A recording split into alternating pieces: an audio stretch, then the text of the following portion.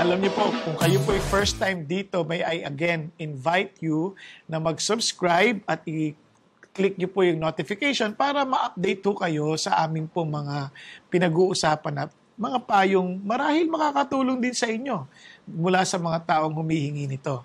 Ayan po, so dito po ulit si Tosca at ganoon si Kuya Erwin. Hello po. At ang iyong lingkod. Ayan. Hello mga kuya. Hello. Okay po. Mukhang magandang araw mo ngayon. Opo. Nakangiti ko. Siyempre po, pero mga kuya, hindi pa laging ganyan yan. I'm sure makaka-relate po kayo at ating mga nanonood. Minsan may mga pagkakataon, meron tayong nakakasalamuhan na conflict ba? Alam mo, mga gulo-gulo talaga. Mga kuya, pwede po bang pag-usapan natin yung conflict? Totoo yan. Alam mo bakit? Kahit doon lang sa Olympics, diba? Ang daming mga pagtatalo. Sino ba talaga ang totoong MVP? Pagtatalo ng tungkol sa lalaki ba talaga yung kalaban niya o babae? Opo. Yung sa decision nila, whether they will allow those, yung mga ganung mga challenges sa Olympics. Tapos meron ding conflict on relationships. Hindi naman po may tatanggi, di ba? Maging sa ating bansa ay pinagtatalunan nga nila yung mga postings sa social media. Opo. Ang tindi po, mga kuya. I mean, hindi po maiwasan. Minsan, kahit na gusto mong, wag mong pakinggan, pero it's part of life po, mga kuya, yung conflict ba? So, mga kuya, actually, ito yung medyo talagang kinakatakutan ko, yung conflict sa relationships. Kasi, syempre, yun ang lagi nakakasama, pamilya mo. Sa trabaho, conflict sa trabaho, naku, stress na naman. Mga kuya, please, ano po ba yung maipapayo natin sa ating mga kapatid kung patungkol po sa conflict sa buhay? Hirap po Opo. Alam mo, yung conflict, hindi naman automatic na just because there's conflict, masama yun. We can rise above conflict. We can learn many things about conflict. Parang yung sandpaper Sandpaper, di ba? Pag nililiha mo yung kahoy, anong effect nun? Nagiging smooth yung kahoy. Kaya kung minsan, binibigay sa atin ang conflict, binibigay ng Diyos sa atin ang conflict para maliha yung ating mga ugali na gusto niyang palitan. Yan. So yun, isa sa one way of looking at conflict. There are times naman yung conflict talagang nakaka-stress. Yun. At ayun ang experience ni Kuya Bong. Talaga mo, Kuya mo? Hindi nga mo. More or less, kabisado namin yung buhay ng isa't isa. Narinig ko yung kwento ni Kuya Bong. Talagang he has learned a lot from conflict. Ayan. Yeah. Kasi totoo naman. We're living in a world with differences. Yes. Di ba? And differences are not wrong. It's just a matter of maturing enough to understand na yung differences na yung reality yun. And we can learn from its differences. Now, kunyari, may mga tao na, kumbaga, di ba, na hindi nila matanggap yun sa asawa nila, yung differences. Di ba? Kailangan magkaintindihan kayo doon. May mga tao na differences ng magulang at ng anak. Nangyayari lahat yun. Ngayon, yung differences ng preferences, di ba? Nangyayari yun. So, unang-una sa lahat, huwag nating iwasan at huwag tayong matakot sa conflict. Ang importante, matuto tayo how to handle conflict. Yun. Pero mga kuya, may mga times na parang feeling ko, hindi ko sa kayang i-handle kasi sobrang hirap po talaga. Ang hirap. Ito naman, hindi sa bahay ito, no? Yung Sikat po. Pero, it's everywhere po Minsan feeling nyo po parang pasan kong daigdig sa sobrang sakit ng, kunwari, meron kang hindi nakasundo na family member na ikaw, maganda yung hangarin mo, maganda rin naman ang hangarin niya, pero hindi kayo nagtatagpo sa gitna. Okay. Ang totoo niyan, you cannot resolve all conflicts. Hindi mo mariresolve kasi issues yun But, you can still be reconciled despite the conflict. Magre-reconcile yung relationship despite the conflict. Kasi hindi mo mariresolve lahat ng issues. May mga issues na seemingly unresolvable. Especially for the meantime, pwedeng hindi. Medyo in the future, yes. Pero may mga bagay na mahirap i-resolve, pero pwede ka rin mag-coexist. Ano po yung ceasefire? Ay, hindi. Iba po yun. Iba pa yung ceasefire. Yung ceasefire, tigil muna ang putukan, di ba? Parang iba yon. Parang wag muna tayo. Pero, halimbawa, yung mga conflict halimbawa, ito may nagtatanong, the earth is flat. Di ba? Eh, hindi kayo magkakatigilan niyan kasi kanya-kanya lang kayo ng batuhan ng ano yan ng kuro-kuro. Di ganito na lang. O granting na lang, the earth is indeed flat. So what? Yun yung mga ganun, so what? Kailangan ilamin mo, bakit? Ano yung pinaglalaban mo ba talaga? Di ba? So ganito, paano ba nagsisimula ang conflict? Samahan nyo lang ako sandali sa James chapter 4. Sige po. Kasi James. ang sarap sa Panginoon Diyos, we can have something parang as a common ground, yung kanyang salita. Kasi siya naman nakakaintindi ng lahat ng bagay, di ba? Hindi naman tayo, hindi naman opinion lang ng tao. So, ano sabi ng Bible sa James chapter 4? Tingnan natin muna ito, then para us to understand, ano nangyayari? 1 and 2, ang ganda nito. Sige. Sige po, mga kapatid, basahin na po natin. James 4, verse 1 to 2. What is the source of quarrels and conflicts among you? Is not the source your pleasures that wage war in your members? You lust and do not have, so you commit murder. You are envious and cannot obtain, so you fight and quarrel. You do not have because you do not ask. Wow. Ayan, away. Ano napansin niya? Bakit daw nag-aaway? Bakit daw nagkakaroon ng conflict? Ano sinasabi niya, Kuya Erwin? Yung meron sa atin yung last, ang word dyan sa iyo is sa verse 1. So verse 1. Sa akin Sa dito, verse, yung last. So verse 2, you lust You last, and you do not have. you do not have. Parang, in a sense, nagkakaroon ng gusto mo pero wala ka. Meron ka. Pwede nagkakaroon ng inggitan. Yun. Pero nagkakaroon ng parang paghahangad or greed. No, aside from the inggitan. At yun nga, sabi niya, you are envious and cannot obtain. Talagang naiinis ka. Parang akin dapat yan eh. Akin dapat yan eh. Parang may ibang umaagaw. Yun ang simula envious. Yes. Binasa mo. Di ba?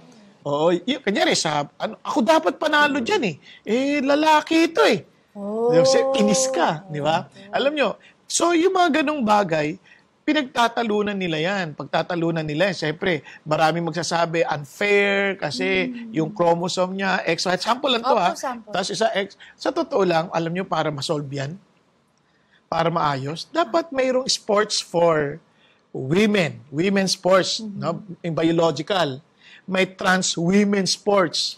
May trans men's sport. At mga men's sport. Para mayroon namang tamang-tamang mga tipong tamang kategory. Kasi para hindi kayo naguguluhan, di ba? So, kaya walang inggitan. Kasi, yan, pare-pareho na kayong trans. Di ba? Ito, pare-pareho na silang mga babae. Di ba? Nakakatawa rin kasi talaga naman. Ang hirap naman talaga. Kasi katulad ng merong trans woman na break niya yung record. Ang record ng bench press about 250 kilograms, babae. Sa women's category. Merong trans women, may balbas pa nga 350 kilograms. Pero lalaki siya na nagpinili niya maging babae.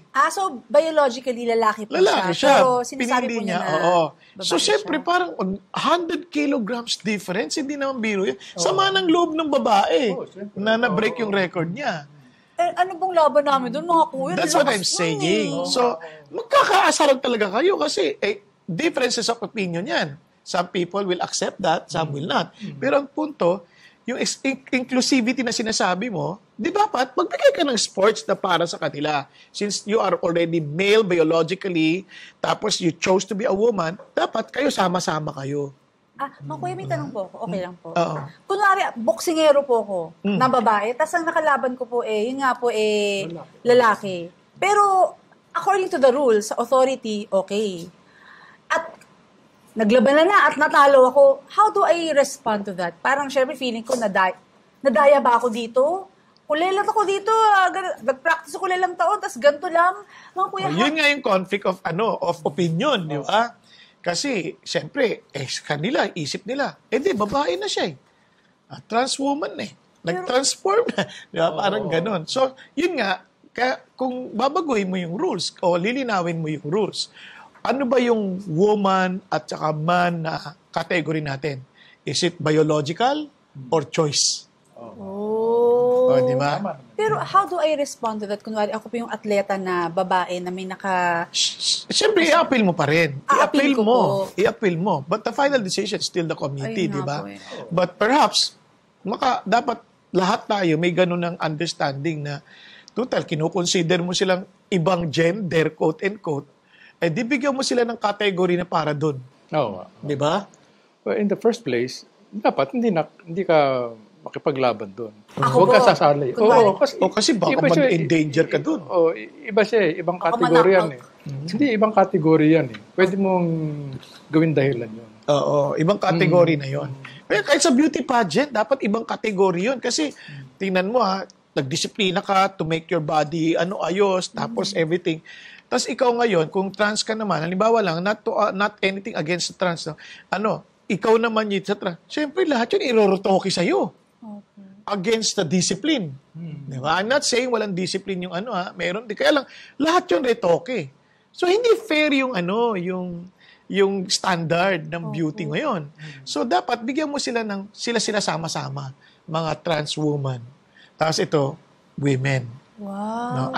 Hindi ko sinasabi nag-agree ako doon sa category na yun. But what I'm saying is, reality na nangyayari yan, dapat intindihin mo na where is that conflict coming from. Kasi kailangan, yung conflict, lagyan mo huwag mo siyang takbuhan. Hanapan mo ng solusyon. Hanapan mo ng di ba? Kaya ang galing dito eh. So you fight and quarrel. You do not have because you do not ask. So you asked. Yes. You ask ko. Kung ako yun, if I have any say on these things, syempre, kakausapin ko yung organizers. Sabihin ko, linawin niyo mabuti kung ano yung mga rules, kung ano yung mga classification. Kasi nung araw, lang yan male and female Wala naman tayong classification. Based on chromosomes. Anong definition niyo yung mga trans na ganyan? Trans men, trans women.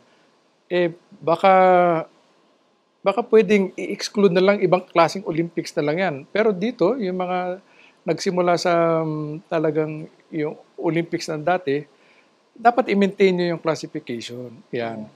So parang hindi po tayo nagmi-meet sa gitna. Parang, totoo ba yung mga kuya na conflicts can also arise kung hindi tama o hindi maayos ang communication? Of course, malaking bagay ang communication sa conflict. Di ba? Meron nga nag-aaway, naalala niyo, magdi-divorce na. Sabi niya, do you have a grudge? Sumarap siya sa abogado. Yeah, I have a garage. A garage? Yung garage yung sinasabi. Na may kotse. No, I mean, it's grudge. You have a complaint, mga ganon. Grudge. So, iba intindi. Lahat ng sagutin ng mama, ang layo dun sa tanong ng abogado. Hindi ko na ma-details lahat, Hindi masagot yung mga, to the point, sabi niya, so, ito talaga problema She cannot understand me. Yung pala siya mismo may tama sa pakikinig. So, meron ganon. Talaga, ang laking bagay ang issue ng communication. Sometimes we expect something from someone na hindi naman natin nasabi. Yan, nangyayari sa mag-ama, sa mag-ina, sa mga magulang. For example, didisiplinahin mo, hindi naman kayo nakapag-usap, basta pinalo mo na lang.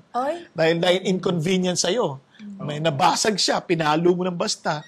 Alam mo, napaka-crucial yung sinasabi mo, bakit mo ako pinalo? Bakit ba mali yung ginawa ko? You explain. Kaya yung mga bata, minsan, di din na naintindihan, kawawa Kaya galit sila sa magulang, naging rebellious sila, kasi they were not able to open up. Sasample lang, Kuya Erwin, mag-agree ka kung hindi kailangan. Kung kailangan na. Dito, halimbawa, tatay, galing sa abroad. Di magpapadala. Etong bata, lumalaki, wala siya. Pagdating, pag hindi kaya ng nanay disiplinahin, isusumbong sa tatay. Yung tatay magagalit. Wala naman silang relationship na nabuo. Conflict sa loob yun. Kaya ang mangyayari, at tingin sa'yo, berdugo ka.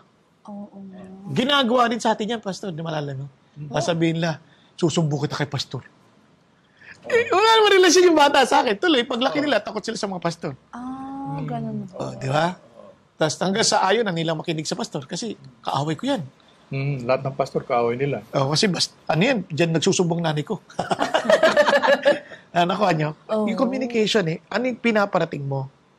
Oo, kaya marami nagkakagalit, hindi sila nag-uusap na maayos. Tapos bisa sa social media sila nag-uusap. Yun nga Paano ho kayo eh. magtatagpo? Gagatungan yan ng mga nakikinig, nanonood, mga nagbabasa. Gagatungan nila, magko-comment sila ng ano-ano. Tapos mamaya, ang kalaban mo, hindi na yung nanay mo, tatay mo, kaya yung kapatid mo, hindi na sila. Ang kalaban mo na yung nagko-comment. Kasi doon ka na nagde-depend sa mga sagot mo. Opo. O, di create ka ng conflict. May tanong po ako, mga kuya. Okay lang po. I mean, just to be, updated and current, hindi po talaga maalas talagang social media is here. I mean, ano po yung may papayo niyo po sa mga nadamay lang? Kumbaga, hindi naman sila talaga yung gumawa, pero nasama sila sa isang sitwasyon na yung family problem nadala sa social media. Doon na ho na, kumbaga, dirty linens, diba? Parang, andun na. I mean, as a Christian, how do I respond if I'm entangled in that kind of situation? Siyempre, medyo may konting hiya, may konting natatakot ka, tapos binabash ka, tapos yung family mo binabash din. How do we respond to those kinds of things, ma'am? Nadamay ka lang doon. Mahirap eh. Kasi unang-una, yung mga nagbabash sa'yo, hindi naman sila kilala eh.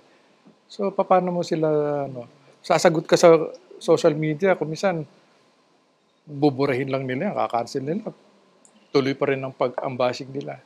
Mahirap yung gano'n. Pag-pray mo na lang sila. Sabi mo, Alam mo, normally, pagka pinatulan mo, lalong lalala. Ayun. Kaya ang galing ni Jesus, sabi niya, if somebody slaps you on your right, give also your left. Yung word doon is not the literal spanking. Insult yun eh. Kapag binato ka ng insulto, huwag mong bawian ng insulto. Kasi pag ginawi mo yun, walang tigil yun. As may gatungan yun, may gatungan. Kaya yung mga ganyan, social media, halimbawa, you become a victim of, let's say, mga cyberbullying na, to the point. Pag tumahimik ka, yes, parang talo ka at the beginning. Ayun nga, yun po feeling. Oo, talo ka. Pero, mamamatay siya a natural death kasi hindi ka na pumatol. Pero habang pinapatulan mo, buhay ng buhay yung issue. Lalo na sa social media, algorithm yan eh. So habang pinapatulan mo, lalong nagkakaroon ng napapanood. Kung hindi ka natutugon, mamamatay siya naturally. Paano po mga kuya? Kasi naranasan ko kuya na minsan sino-sponsor pa yung post, tapos hindi naman totoo. Like, syempre, you feel like parang, paano na yung reputation ko? Parang, hindi naman totoo yun, pero I feel like parang sirang-sira na ako sa lahat. I mean, how do I deal with that? Okay. How do I cope? Si Kuya. wala akong experience. that. Oo, kasi ako wala akong experience dyan. Hindi ako ma-social media eh. So, hindi kita Ako may konti akong karanasan, Kuya Erwin, dyan. Sa social media ako nasira eh. Sinira ako noon eh. Oo. Kasi yung article ko tuloy-tuloy yun eh. Pero, Yes. hindi ko siya talaga pinansin. Hindi ko siya inintindi. Kasi yung reputation mo will always depend on your character.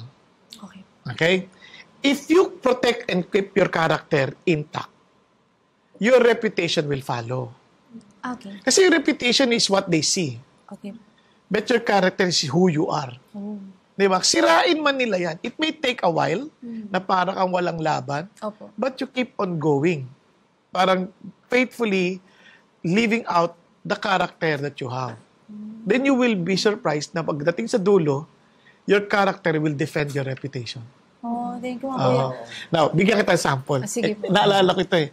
Meron dalawang magkapatid, nagnakaw sila ng tupa. Doon sa bayan nila, kung ano yung krimen mo, pag nahuli, itatato sa noo mo. Tindi, no? Sheep thief. Sheep thief. Dinilagay dito, ST. Yung kapatid na isa, yung panganay, sa takot, lumayo, lumipat ng ibang bayan na hindi nakakaalam tungkol sa ST. So people will ask, ano kaya yan? Bakit kaya siya may tayong ST? So may mga taong na nanggaling doon sa pinakabayan niya, sheep thief yan. Sheep thief, sheep thief. Takbo na naman siya, lipat na naman siya. Walang tigil yun, lipat siya ng lipat. Yung kapatid, he stayed on. Talagang kinukutsa siya, sheep thief. Pero, nabuhay siya na, kasi ano lang naman yun, napilitan lang nagnakaw eh. Nabuhay siya, nabalik na rin na yung yung pagkakamali niya. Nagsisi na siya, pero binabato siya, shift tip. Pero naging mabait na lang siya sa mga tao, hindi niya na pinapatulan, hindi niya ginagantihan. It took for a while, no? Talagang ang tagal na panahon. Hanggang sa yung mga tao, hindi na nila alam ano ibig sabihin. Ay? Kasi generation comes and goes. No? So, tinatanong nila, mayroong bisita doon sa bayan. Bakit yan? May matanda, mayroong tatong ST. Sabi niya, ay, hindi namin nga alam. Nakalimutan na nila eh. Sabi niya, pero kasi mabait yan eh, baka saint. Wow! Di ba? So, minsan, ganun talaga eh. Huwag mong patulan kung alam mo namang hindi totoo, o kaya naman, hayaan mo na yun, hindi naman dapat palakihin pa. Ang ating puso dapat, whatever conflict we have, ang ating puso is to address the issue, to resolve. Hanggat kaya natin to resolve, i-resolve natin. Yun talaga. Huwag natin palalain. Kaya, whenever you do something, you ask yourself, will this aggravate the situation? Or will it solve the problem? Opo. Mga kuya, thank you po. Okay lang po, medyo may follow-up follow-up question po ako. Tama po, tama. Opo. Sabi po dito sa question na forward it, sometimes it seems that I am at war with myself. There is a conflict within. So, normally panglabas, pero mga kuya, sa tingin ko, ito yung pinakamatinding conflict talaga, yung conflict within yourself. Kumbaga, what's the outcome of that? Ayan po. Ayan yung mga tanong na Shakespearean, to be or not to be. Mutindi. That is the question. That is the question. Tama. Normally, may mga ganyan din. Parang nasa crossroads ka, hindi mo alam kung ano ang tatahakin mo, nasa left or right. Sabi nga nila, yung bootleg, alam mo yun, operahan sa paa, sabi niya, hindi, bootleg, akala ko paa operahan mo. Hindi, yun na nga, sabi niya, operahan ako sa right leg at saka sa left leg, kaya bootleg. Bootleg? Akala ko may bootleg yung maliit. Bootlegs pala. Out of the question na. Ayun. Okay. Hindi, ibig ko sabihin, hindi mo alam kasi mali grammar mo, legs. Bootleg. Sa pa-operahan, sabi, hindi, bootleg. Tama yun. Anyway, yun. Dahil sa bootleg. Akala yung bootlegs pala pinaglalakad. Hindi, yun. Hindi mo alam kung saan ka lulugar, magdidesisyonan mo. In those cases, kung talagang confused ka, una-una, kailangan ka mag-pray. Kasi the Lord will clarify for you. Maganda yun. Pero ito, tanungin mo muna, where is this conflict within coming from? Ayun nga po. Di ba? Kasi if it is a warfare between the desire of the flesh and the desire of the spirit, real conflict yan. Yun yung sinasabi sa Galatians kay Erwin, halala mo. Basahin natin. Galatians 5:17. The sinful nature wants to do evil, which is the opposite of what spirit wants. Sabi, and the spirit gives us desire that are opposite of what the sinful nature desires. So, conflict sa loob yan. Sabi niya, these two forces are constantly fighting each other, so you are not free to carry out your good intention. But the Holy Spirit produces this kind of fruit in our lives. Love, joy, peace, patience, kindness, goodness. Now, if there is a conflict between that issue, yung two kingdoms inside, you submit to the Holy Spirit. Allow yourself to be filled with the Spirit para ang masunod mo yung will ng Lord. Di ba? Kasi pag hindi, talagang gulo yan. And kapag undecided ka, doon yung sa conflict na yon at hindi klaro sa'yo, hindi mo kayang i-overcome yan. For sure, you will fall into the desire of the flesh. Dalawa kasi naggigera sa atin. Naggigera eh. Ngayon, ang sabi nila ganito, para yung dalawang aso, puti at itim, nag-aaway. Sino mananalo? Siguro po yung pinakamalakas. Pinakamalakas na aso. Palagay mo, sa dalawa, sino ang malakas? Siyempre po yung maraming nutrisyon, kasi yung maraming muscle. Ayan. Maraming muscle. Sa kalang dalawa, sino ngayon yun? Hindi ko po natanong. Yun ang inaalagaan mo. Kung sino yung pinapakain mo, siya yung binibigyan mo ng nutrisyon, pinalalakas mo, yun ang siguradong mananalo. Di ba? So, dito sa conflict na to, sino pinalalakas mo? Yung laman o yung spirito para magkaroon siya ng lugar sa iyo? So, di ba? So, yun ang challenge. Kaya, yung conflict within, yun ang lagi mong tatanong sa sarili mo. Sino yung finifeed ko more sa buhay ko? Kaya nga, sabi ng Bible, di ba, this book of the law shall not depart out of your mouth, but you shall meditate on it day and night, that you will be careful to do everything written in it. Then you will become prosperous and have good success. Di ba? Kaya, i-meditate mo lagi yung Word of God. Kasi yun yung food ng gusto mong panalunin eh. Yun ang food. Kasi the sword of the Spirit is the Word of God. So yun ang patalasin mo. Yun ang patalasin mo. Kaya ang ganda lang na sabi ni David. Sabi ni David naman, blessed is he who does not follow the counsel of this world. Tama ba? The counsel of the wicked. No? Does not walk in the counsel of the wicked, nor stand in the path of sinners, nor sit in the seat of scoffers. But his delight is in the law of the Lord, that he meditates on it day and night, and that whatever he does, he prospers. Ang sarap nun, no? But not with the wicked, sabi niya. They're like chaff, di ba? Being blown by the wind. Yan. So, yun ang tanong mo lagi. Ano yung delight mo?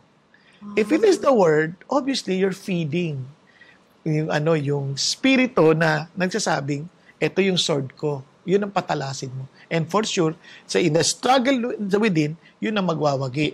Now, kung wala kang ganong desisyon, ay, nako, yung struggle mo will also be reflected externally. Tama yan. Di ba? Totoo yun. Naalala ko kasi sa akin, experience ko, nung bagong Christian ako, siyempre, meron pa ako noon mga sins, mga pet sins na hindi lubos na tinatalikuran. So, confess naman ako ng confess until one day, sabi ni Lord sa akin, alam mo, kung patuloy mong ginagawa yan, confess sin, mas mabuti pang tanggalin ko na yung salita ko sa'yo. Doon natakot ako. Kasi delight ko yun eh. The Word of God is my delight. Pinag-aaralan ko yun. So yun. Malaking bagay yun. Naranasan mo na bang may kaaway ka? Oo, syempre. Bata pa lang ako. Inis ka sa loob? Talaga, Napansin mo ba? Ayoko nang balikan ng masasakit na alaala. Ayan. How does it affect your relationship with others na hindi mo kaaway? Actually, minsan basta bad trip na ako ng araw na yan. Bad trip na talaga sa lahat eh. Ganun po, parang damay-damay Kaya na yung gulo sa loob, magre-reflect yan sa labas. Ayun. Kaya dapat ayusin mo na yung sa loob. Ang ganda nito. The peace of Christ which surpasses all understanding will keep your heart and mind in Christ Jesus. Then, kapag ikaw at peace within, even the enemy will be at peace with you. Ay, ganun. Di ba? Kasi pleasing to the Lord. You live a life pleasing to God. Sabi ganon. And of course, if you're living a pleasing to God, at peace ka within. If you're at peace within, even your enemies will be at peace with you. So, yun ang sabi sa Proverbs. Proverbs. Ibig sabihin mo, tama po yung pagkakaintindi ko na, kunwari, meron po mga kaaway, pag nadili ko na po yung the war raging inside me, kumbaga, Yes. okay na kami ni God, parang unti-unti siguro madadami na rin yung mga ibang conflicts ko dun sa paligid. Tama po ba? Oo. Ayun. Kaya ang pinakaugat ng conflict natin talaga, we are not at peace with God. Yes, Ayan. that's true. Yun. Kaya ang unang inayos ng Lord, yung maayos tayo sa Kanya, ma-reconcile tayo sa Diyos through the death of His Son, Jesus Christ. Ayan. Sakto po, kasi ito na po yung words of encouragement. Pero syempre, Kuya, medyo magre-request na po ako. Kasi gusto ko po yung sinasabi niyo, Kuya Bong. Kumbaga, I want to be at peace with Jesus Christ. Pero, paano po? Ayan. So mga Kuya, hope we can encourage them na to have peace within ourselves. Kasi minsan talagang, kahit nakaupo lang, talagang may gera talagang nandun sa loob talaga. Pero, please tell us more about that peace. Ayan, mga Kuya. Peace be with you. Peace be with you. Okay, so ako, sa akin, okay, again, I will give a short testimony. There was a time kasi na yung relationships ko, particularly sa family, my wife, children, hindi maayos, hindi maganda eh. And of course, meron din mga favorite scenes noon. So, nag-pray ako kay Lord. Lord, bakit hindi mawala-wala yung conflict ko sa family? And ang impression na binigay niya sa akin is unahin mo yung relationship mo sa akin. So, right there and then sabi ko, Lord, ano ba yung mga lahat ng aking kasalanan, pagkakamali na, at mga ginagawa na hindi kalugod-lugod sa iyo. Ituro mo sa akin, tulungan mo ako na talikuran ang mga ito. Hindi agad-agad nawala yung mga conflict sa buhay ko. Slowly, na-reconcile muna ako sa wife ko, and then na-reconcile ako sa anak ko. So doon ko nalaman na tama si Kuya Bong na ang pundasyon ng lahat ng good relationship, peace, is your good relationship with God. Ay, ang ganda po. Thank you po, Kuya Bong. Oh, ito medyo mahaba-bang konti pero... Opo, kahit 2 Kasi- hours pa yan, Kuya. Kasi ito yung sabi sa Bible, tutuloy natin sa James. Sige po. Sabi nito, you ask and do not receive because you ask with wrong motives so that you may spend it on your pleasure. So, masyadong self-centered, no? And normally, kaya tayo napapaaway. Kasi we're always self-centered eh. Ang naisip natin lagi, tayo yung tama and the rest is wrong. Everybody's wrong and we are the only one correct. Di ba? Ganun naman tayo eh. So ito sabi niya, you adulterers, do you not know that friendship with the world is hostility toward God? Therefore, whoever wishes to be a friend of the world makes himself an enemy of God. So obviously, meron ka ng hindi ka na at peace with God. Enemy ka eh. Bakit? Or do you think that the scripture speaks to no purpose that jealousy desires the spirit which he has made to dwell in us? But he gives greater grace. Therefore, it says, God is opposed to the proud, but gives grace to the humble. Therefore, submit yourself to God, resist the devil, and he will flee from you. So, anong idea? When we say we walk in humility, the reason why sometimes hindi tayo makasundo ng ibang tao, because we're so proud people. Ano yung proud people? We always fight for our rights. Yung tayo tama, sila mali. But ang totoong humility, hindi yung mukhang nagpapakumbaba ka, nakayuko ka lagi. Ang totoong humility is you are submitted to God. And God gives you a greater grace to understand people better, to understand yourself better, to understand everything better. Kaya naman, nakakatuwa sa Romans chapter 5, and this is what God did, which I hope we will do the same. Sabi sa Romans chapter 5, and here I will end. Sabi niya, while we were still helpless at the right time, Christ died for the ungodly, for one will hardly die for a righteous man, though perhaps for the good man, someone would dare even to die. And obviously, you will never dare to die against for your enemies, di ba? Hindi mo gagawin yun. Enemy mo yan eh. But God demonstrate His own love toward us in that while we were yet sinners, Christ died for us. So anong ibig sabihin nun? Sabi niya, much more than having now been justified by His blood, we shall be saved from the wrath of God. God is saying, because of what Jesus did, nawala na yung galit niya, so hindi niya tayo tuturing na kaaway. Kaya lang, you have to accept such offer of friendship. Kaya sabi rito, so for while we were enemies, when we were still sinners, anong tawag sa atin? Enemies. We were reconciled to God through the death of His Son. Much more, having been reconciled, we shall be saved by His life. And not only this, but we also exalt in God through our Lord Jesus Christ, through whom we have now received reconciliation. So if you want to be at peace with God, then accept what Jesus did on the cross. Nang sa ganon, yung reconciliation na ino-offer niya, maging totoo sa atin. And once we're reconciled with God, isipin niya, we were once enemies. Then who are we now? Not to forgive our enemies. Not to understand our enemies. Kung tayo nga, enemy ng Diyos na reconcile sa Kanya eh. Anong pagmamalaki na atin para sa ibang taong hindi natin sila matanggap at mapatawad? Diba? Doon magsisimula.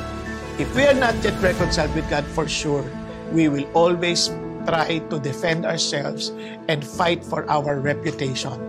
But Jesus, hindi niya pinaglaban ng kanyang pagiging, pinaglaban niya ang buhay natin nang sa ganun makasama natin ang Diyos na buhay kung tayo'y makikipag-reconcile sa Kanya in eternity. Amen. Choose God. Woo! Yes! Choose God! Yeah! Choose wisely, though. Yun po yung sa SBC, Kuya Bong. So, syempre po mga kapatid, nakaka-bless po talaga ang payo ng ating mga kuya. So, mga kapatid, hingan ko na po sila ng, alam nyo na, alam nyo. Taglay. Siyempre. Yes, Kaya, yes. kung marami tayong pinagdadaan ng mga conflict, umulan, Umaraw, Bagyo. kung kailangan po ninyo ng payong, nandito po ang Payong kapatid. O, di ba?